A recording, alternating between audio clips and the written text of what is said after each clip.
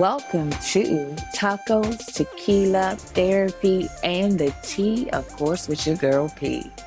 I'm going to tell y'all, this is a podcast about everything from beauty to life to love to motivation. If you are looking for a little uplifting spirit or you need to know something about that beauty industry, you confused about what to do with your hair, you have come to the right place.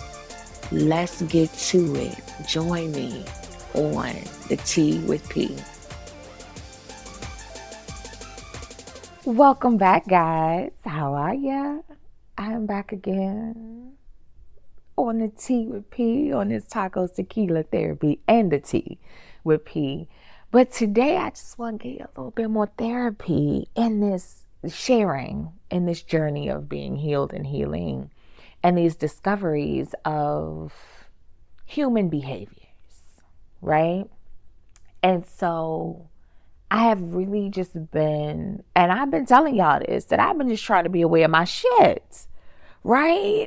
Of patricing when I'm a verb, when I'm doing what I do, whatever that might be in that moment. But in the last couple weeks, I've been just discovering, and it's not just discovering, but you're making the connection, right? To words mean things. And when we talk about words meaning things, I believe these are conversations that we have with others. You know, words in a contract, words to yourself and how you speak to yourself, right? So I'm definitely a big person of read the damn fine print. Sometimes we got to read between the lines with people, fine print on a contract. Shit, you better read the fine print at a restaurant, because I'm telling you, these little things that they will get you. They will get you.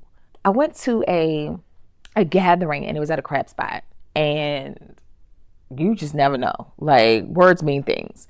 So I am not a fan of a boil. I do not want everything thrown in a bag. Like, let me experience my little seafood, give me a little flavor, and I want to experience them separately. And I asked the lady, like, hey, is this considered a boil? Am I able to do all you can eat? Because the event was all you can eat without it being a boil. Is this a boil? She goes, no. It was what I said. I said, I'm not really a fan of the boils in the bag. That's what I said. And the lady, I was like, so is this a boil? And she goes, no. And she answered, no, because honestly, it ain't a damn boil in a bag. It was a boil, but in a tray. It wasn't in a bag. So she answered, no. So this new lesson for me is that words mean things. What are you saying? When we're asking questions or we're making statements, what does it say? Because words mean things. And we think about this in a sense of like when someone is expressing their feelings to you and they're expressing love. Does it always align with what they're saying, right? Does the love align with the love that the love that they show? Does it align with the words that they express? And so when I am thinking about words meaning things, it's like, what are you saying? Are you saying this out of formality? Is it just an answer to a part of the question? Like, what are we doing? So words mean things. But in one of my recent discoveries, it's just not how others govern themselves in conversations or how we read contracts and what those words mean. But it's how I'm having conversations with myself and what do they mean. So in life, I've had some experiences from a teenager now to adulthood. We all have. But for me, it's really taking account of where I've been and where I'm going is my new journey of where I have been out here in this thing called life. And I used to say, I've been through a lot. I've been through so much. And I mean, the fact of the matter is that, yeah, we all have. And this is what I'm saying to you is that I am not diminishing anyone's journey, whatever that might be. I'm not measuring difficulty There's no measurement here. But sometimes it's how we look at our adversity. And my discovery is that I need to change it how I look at the things that I've been through. While I'm aware of them, and I'm becoming more aware and of acknowledging it. But instead of wearing the past as a badge of what you've been through and the things that have happened and the different things in life where it may not have been so great, it's changing my verbiage on how I view it. Because words mean things. Instead of saying I've been through something, I've came through a lot. Because I'm going to tell you something, this shit is a success story. I had to reflect and I had to do an accolades list. I felt like I needed to accept my award. And I had to go through and think about, girl, where have you been in this journey?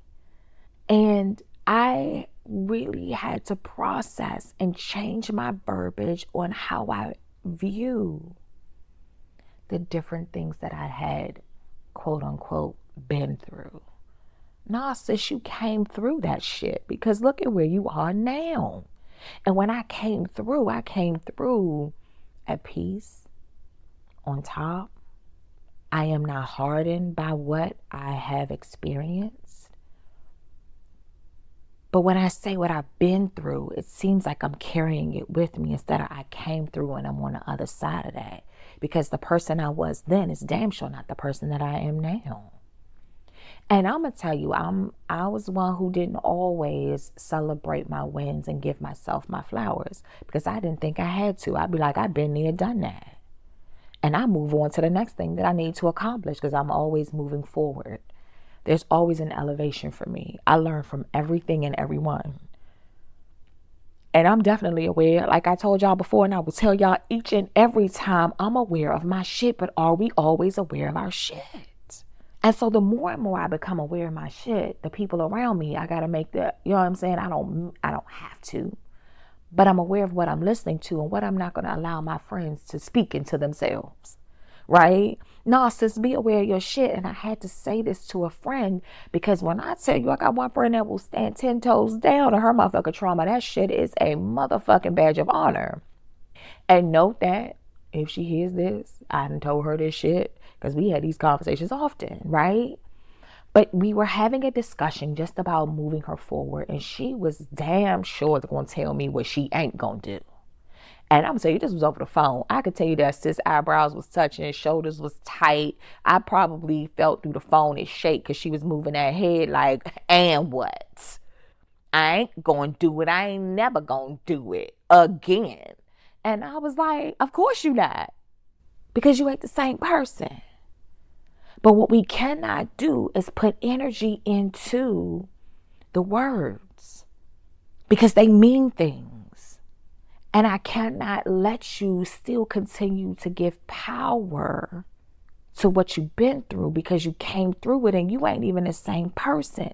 But the amount of energy she put in what she wasn't going to do is not the same energy she puts into what she's going to do and what she can do, will do, and have done. Because she was staying in a space that wasn't serving her. Now, my cousin, I'm telling y'all, she pointed this out, and I ain't think of it this way. But when I experience something, let's say it's a relationship, and this conversation is definitely in the sense of a relationship or connection. I'm going to call them connections. If I have a connection with someone and it ends, my life is not over. I'm definitely moving the fuck on. Right? Now, the people that, for whatever reason it ended, whether they ain't like me at the moment, I ain't like them, it doesn't even matter because in that space, we done. Life has not ended. I do believe that God said, hey, sis, that wasn't the last one. That wasn't the only one. It's time to get back out on the horse. It's not time to stop because this one person, it ended with this one person. Life must go on. What did you get from it? And I usually try to learn my lessons in the moment of reflection of, hey, what could I have done differently? What am I taking away from this? And I do reflect on the good times. What was good? What would I keep? And I move the fuck on. Because I don't know why people think out here that you're supposed to stop because they left. I don't care if they pause their life for 20 years. I'm going to move the fuck on because we have parted ways and that's not where my life should end. But she said that it was always the thing that I got back out on the horse and I kept going.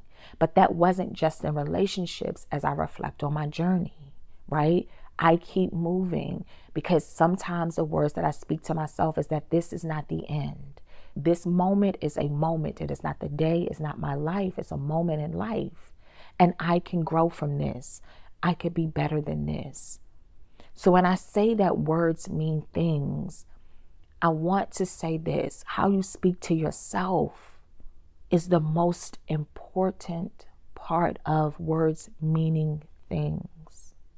And for the most part, it takes us being accountable for ourselves in this process of the words meaning things. I will not tell someone that I love them if I do not mean that wholeheartedly. And when I do, I'm in full Scorpio mode. Believe me, I mean that shit. I got your back. I'm here for you. I love you. I'm all in. But I am a person. If I'm out, I'm out. And you don't get to experience that side, right? But I'm that way in work. I'm all in. But my word is my word, right? And I find that some people, don't really pay attention to that words mean things, even when they are speaking negatively to someone. You know what I mean? Or those people, oh gosh, those people who are sarcastically belittling you. You can see it, and they be like, it's a joke. That shit ain't no joke. Stop playing with me. And be aware, because sometimes you got to pop the kid for touching a damn socket immediately when they do it. Not 5 years later, not next week. Catch them in the moment so they know don't play with you. Because when you allow somebody's words to continue feeding you, and especially in a negative light that they make a joke of, imagine what that does to someone's spirit and how they show up in the friendship or the relationship. You think they're going to show up as their best self when you keep putting them down in a joking manner? Or in a hurtful way because your intent is to keep them down? Words mean things. So when someone tells you something, pay attention. What is the fine print? Words mean things. What does that mean? What does that say? And don't pick up no bad habits from people that don't know how to talk to people. Words mean things when you are talking to yourself, when you are in your moments of duress and you just don't know which way you're going to go. You don't know how you're going to do it. You're trying to plan your future, trying to forget your past. Be kinder to yourself. Those words that you speak to others and to yourself mean things. And those things affect your mentals. It affects how you perform in life and how you show up sometimes, how you view things. And we have to hear the people, not just listen, but hear the people. What are they saying? And my ears are open to words meaning things. When somebody tells you something, I'm able to really take a glance at them and hear them fully of, hey, that's not what they actually saying to me. Like the lady with the boil, even though I used the word bag, this is a little off. It was definitely a goddamn boil. But the play on words, one damn thing can change the whole sentence. And for me, instead of talking about what I have been through, and using the word come through feels so much more motherfucking empowering. Because I done came through some shit. Y'all, and I'm celebrating like shit because I'm like, whoa, look at where you are now. Because I got visions of where I'm going. So the conversation I have now and the words that I'm using now and how I speak life into myself and anybody around me matters. Because words mean things. They really do. Even though they are just words. It evokes an emotion. Shit, you can call somebody a bitch. And it could be how they say it. They do mean things in what context. Somebody could be pissed off. Somebody could be like, hey, friend. But they mean things. Who are they coming from? What is the context? What's the fine print? What's between the lines? Words mean things. Tone. How you say it. What you say. And shit, trust and believe, sometimes it's the words that you don't say that speak so much more than the words that you do. So in my newfound journey of this healed and healing, love on yourself a little bit more. Be kinder to yourself. Give yourself flowers for all of your accomplishments, of what you have come through, not just what you've been through. Sometimes just write it down. You might need to write down at the end of the day like 3 things of accomplishments for the day. Not what you didn't get through, but what you did. Just to remind yourself of who the fuck you are. Because I'm sure you're absolutely amazing. I believe that for you. I believe that for me. And as always, in my randomness with this podcast,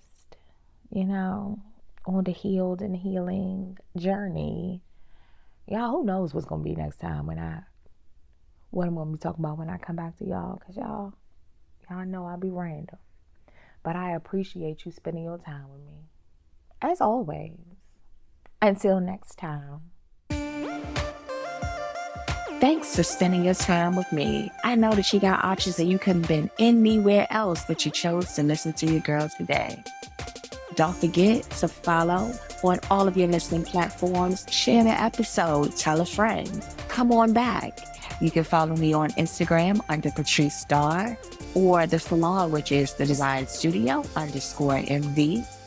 I do have a website, and that is the Design Studio MD, and that MD is like MarylandO'Doctor.com. And we are on all of your listening platforms. We'll see you on the next Tuesday for some tacos, tequila, therapy, and the tea. Till next time.